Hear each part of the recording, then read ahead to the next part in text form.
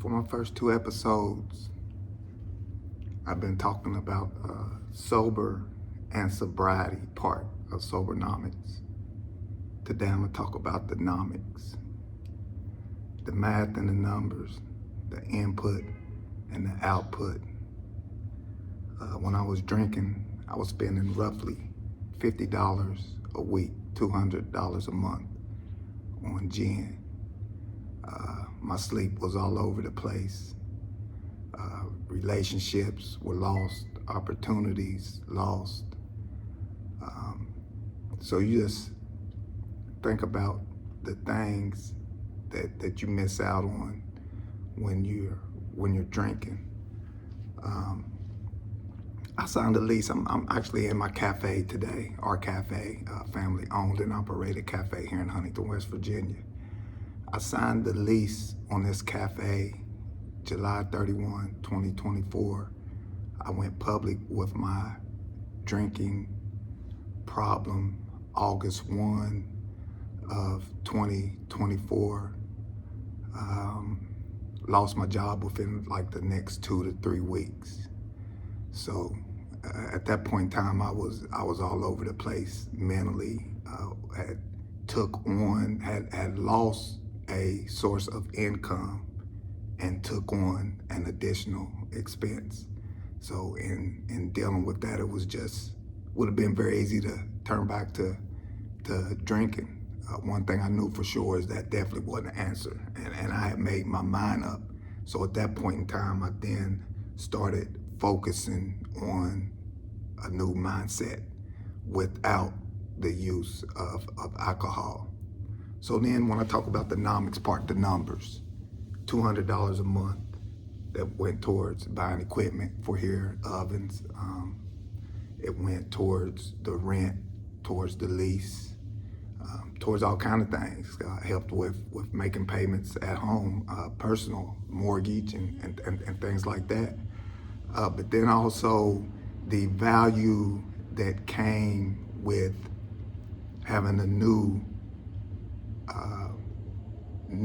mission in my own personal life. So at that time, I reached out to a friend, the president of Mount West Community College, helped me get into a culinary program for baking and making breads. I never cooked in my whole life, so taking on this business was definitely out of my comfort zone. But I wanted to pour everything into getting some experience in that area. So he got me in a culinary class and was amazing. President Josh Baker, I can't tell you how much I really appreciate that. So learn how to make bread. And for the next year, we'll come down here to this cafe every day at 5 in the morning. So we're talking about input and output. The times I normally would be at home, sleep, hungover, or just tired from not getting a proper sleep because I've been drinking, I was down here learning how to bake. Mainly pepperoni rolls, that's known greatly here in West Virginia. And then I learned cinnamon rolls. So I poured a lot of energy into creating and getting familiar with that craft. Skill level, something where my brain had to start learning something new, the time of day, and being up in the mornings, and then just focusing on, man, this could be it. There's opportunity here. You see an opportunity in creating a business and becoming an entrepreneur, or some I see as folks out there, soberpreneur, and just the want and desire to change your life and having the opportunity and the ability and the power to change is something that I knew I had to do. The location to the cafe, man, we're right here in the heart of downtown Huntington, West Virginia, surrounded by the federal building, the courthouse, city hall, all kind of businesses, all kind of local and small businesses right here in the area that show us nothing but love and support by coming here and patronizing the business. So it just gives you a new sense of what you could do. But then your mind goes to the regret, the time I wasted sitting and being comfortable and drinking. But then as you try to become and want to become a better new person, you figure out and you learn through watching, once again, videos here on YouTube and things like that about how the brain works. You can't live in that area. You can't live in that area of regret and worrying about what you missed and the time you lost and things like that. Let's just focus on what you can do moving forward. So investing in yourself, that's nomics. That's the nomics part of Sobernomics. Investing in yourself on becoming the person that can do these things, man.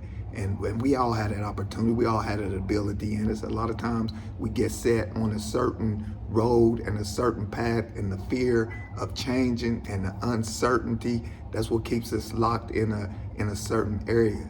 So, like I say, the first few episodes was a little not negative, just wanted to let you know where I was at and where this was coming from on this channel, and had to let you know about the sober part, the sobriety part, the 40-year struggle of having substances and alcohol in your system, and how running everything through that filter and that paradigm creates and affects your decision making and your choices and your things like that. And then if you just give yourself one day to see a difference on how your brain can work, the health that can come to your brain, your mental health, the release of the anxiety and things like that, and just give yourself a chance.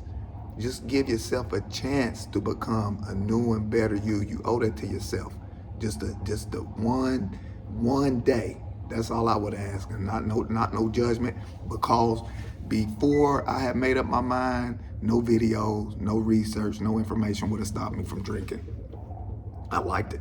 I enjoyed it. I was used to it. I was comfortable doing it. My brain was used to it. It was a habit, although a negative habit, but it was just me. It had been my whole life since I was 15. So you don't really know. You don't know what you don't know. So I just would ask that you give yourself just a shot, man. I never gave myself a shot, and then here it is.